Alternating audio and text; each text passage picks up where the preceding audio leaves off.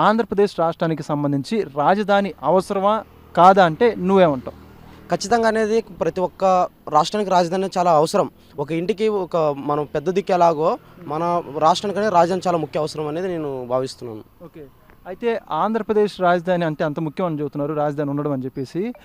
ఆంధ్రప్రదేశ్ రాజధానిగా అమరావతి అంటే మీరేమంటారు? దాని అభిప్రాయాన్ని మీరేమంటారు? అమరావతి అనేది నేను దాన్ని ఏకీభవిస్తున్నాను. ఎందుకంటే అక్కడ ఉత్తరాంధ్రకు కానీ, కోస్తాంధ్రకు కానీ, ఇట్లా రాయలసీమకు చూసుకున్నట్లయితే మధ్యన అనేది అమరావతి ఉంటుంది. పోవడానికి రావడానికి కూడా అన్ని సౌకర్యాలు సెక్రటరీ కూడా అక్కడ ఉంటుంది కాబట్టి అన్ని విధాలుగా అమరావతి రాజధానిగా ఉండడం అనేది ఒక మంచి పరిణామం అనేది నేను భావిస్తున్నాను. సో అక్కడ అమరావతి రాజధాని అక్కడ ఏర్పాటు చేయడం కరెక్టే అంటారు? కరెక్ట్ అని నేను భావిస్తున్నాను. అయితే గత ప్రభుత్వంలో పాలకులు చూసుకుంటే అంతకుముందు అసెంబ్లీ సాక్షిగా రాజధాని పెద్దగా భూములు తీసుకొని అమరావతి ప్రాంతంలో ఏర్పాటు చేయడం మాకు ఓకే అని చెప్పేసి చెప్పారు. అధికారంలోకి వచ్చాక గత ప్రభుత్వ పాలకులు చూసుకుంటే 3 రాజధానులు అని చెప్పేసి అన్ని ప్రాంతాలు డెవలప్ చేయాలని చెప్పేసి మాట్లాడుకుంటూ 3 రాజధానులు కూడా ఎక్కడ కూడా అభివృద్ధి చేసినటువంటి దాఖలాలే తెలియదు. దాని గురించి మీరు ఏమంటారు? అంటే అధికారం వచ్చాక మాట మార్చడం గురించి. అంటే ఏదైతే గతంలో ఉన్నటువంటి ముఖ్యమంత్రులు ఏదైతే 3 రాజధానులు అన్ని ప్రాంతాలను నేను సమన్వయం చేసి అన్ని ప్రాంతాలకు సమానంగా అభివృద్ధి చేస్తానని ఒట్టి మాటలు చెప్పేసి ఏ రోజు కూడా అసెంబ్లీలో కూడా బిల్లు పాస్ చేసిన తర్వాత ఏ రోజు కూడా మాట్లాడలేదు. అంటే ఇది ఎంత దారుణం అంటే అక్కడ ఏదైతే 2019 ముందు 2014 ఎలక్షన్స్కు మనం ఏదైతే రాష్ట్రం విడిపోయిన తర్వాత అమరావతి రైతులు ముందుకు వచ్చేసి మేము భూములు ఇస్తాము, మేము ఇక్కడ రాజధాని డెవలప్ చేసిన రైతు అక్కడ భూములు ఇచ్చారు. ఆ భూములు సేకరించిన తర్వాత కూడా ఈ మళ్ళా 2019లో ఓడిపోయిన తర్వాత జగన్మోహన్ రెడ్డి అధికారంలోకి వచ్చిన తర్వాత ఏం జరిగిందంటే అక్కడ ఉన్నటువంటి రైతులను పట్టించుకోకున్నట్లు అక్కడ ఉన్నటువంటి రైతులు ధర్నాలు చేస్తున్న దాదాపుగా 100 రోజుల పాటు అక్కడ రైతులు నిరసన చేస్తూ కూడా ఆయన వచ్చిపోయేటప్పుడు శైలుకు పరదాలు కట్టుకొని ఏదో ఒక దొంగ పోలీసులు దొరకకుండా ఎలా తప్పించుకుంటాడో రైతులకు ముఖం చాటుతూ జగన్మోహన్ రెడ్డి 5 సంవత్సరాలు తిరిగారు. కానీ ఇప్పుడు ఏదైతే 2024లో అధికారంలోకి వచ్చినటువంటి ఎన్డీఏ కూటమి ప్రభుత్వం దాంట్లో ప్రధాన పాత్ర పోసినటువంటి టీడీపీ ప్రభుత్వం ఏదైతే 2019 మీరు తీసుకున్నారు, అమరావతిని డెవలప్ చేసి సింగపూర్ సిటీగా మారుస్తానన్నారు. మీరు ఆ మాట మీద నిలబడి డెవలప్ చేస్తే రాష్ట్ర భవిష్యత్తుకు, రాష్ట్ర ప్రజానీకానికి, విద్యార్థులకు ఉపాధి కల్పించడానికి, అక్కడ రైతులకు న్యాయం చేకూరే విధంగా తోడ్పడుతుందని నేను ఆశిస్తున్నాను. అంటే ఇందాక మీరు అంటున్నారు జగన్మోహన్ రెడ్డి గారు పరదాలు కట్టుకుని వెళ్ళారు, అక్కడ అసలు రైతులు కనపలని చెప్పేసి. అంత అవసరం ఏమొచ్చిందంట ఒక ముఖ్యమంత్రికి ప్రజలకి కనపడకుండా, అది కూడా ఆయన ఉండేటువంటి నివాస పరిసర ప్రాంతాలు అవన్నీ కూడా అంత అవసరం ఏమొచ్చిందంటారు? అంటే ఏదైతే భూములు సేకరించిన తర్వాత భూములను కొంతమంది వీళ్ళే కబ్జా చేసి అక్కడ రైతులకు అక్కడ ఏదైతే గత ప్రభుత్వం చేసినటువంటి అభివృద్ధి అంతా ఎంతో జరిగింది. అంటే అమరావతి కన్స్ట్రక్షన్ జరుగుతుంది, అది పూర్తి చేస్తే క్రెడిట్ మొత్తం ఎవరికి వెళ్తుంది? చంద్రబాబు నాయుడుకి వెళ్తుంది, గత ముఖ్యమంత్రికి.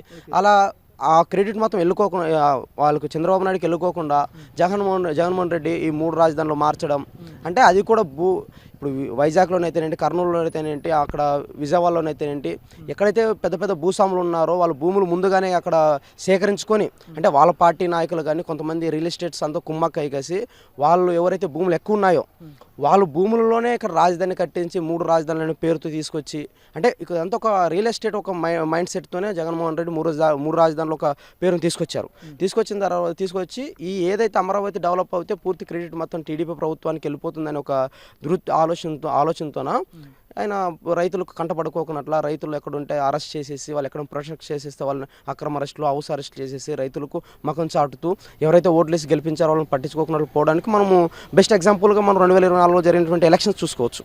అంటే ఎక్కడి నుంచి ఏ స్థాయి నుంచి ఏ స్థాయికి పడిపోయారు అనేది.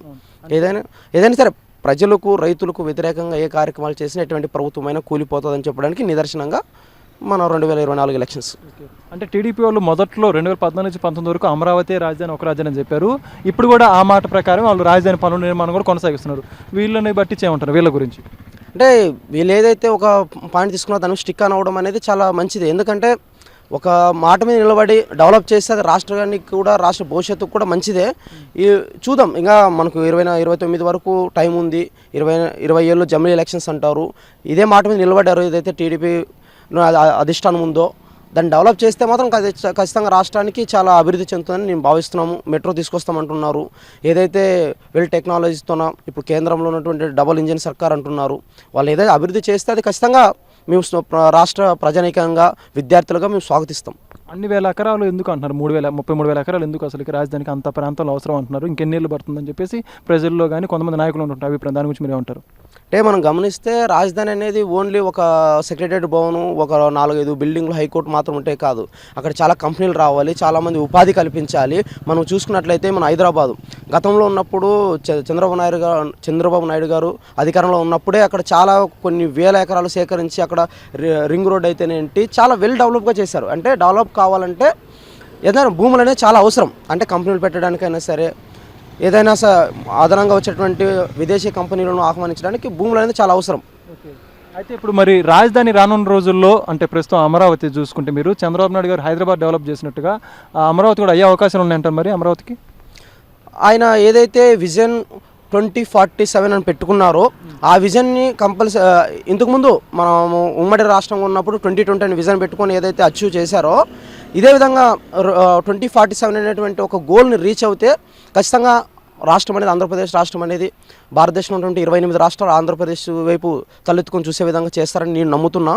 నేను ఒక పొలిటికల్ సైన్స్ స్టూడెంట్గా నేను అనలైజ్ చేసిన విధంగా నేను గమనిస్తున్నాను. ఖచ్చితంగా 2047 లోపల డెవలప్ అయితే మేము చాలా గర్వపడతాం. రాష్ట్ర ప్రజలు, రాష్ట్ర విద్యార్థులు అందరూ కూడా చంద్రబాబు నాయుడు గారికి రుణపడి ఉంటారు.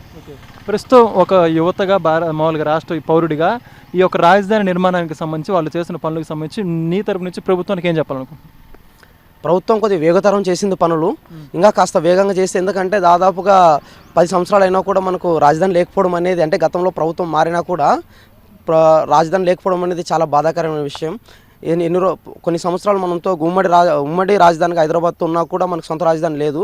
వెంటనే పనులు పూర్తి చేస్తే ఇంకా బాగుంటుంది అనేది, వేగతరం చేస్తే ఇంకా బాగుంటుందని నా ఆలోచన.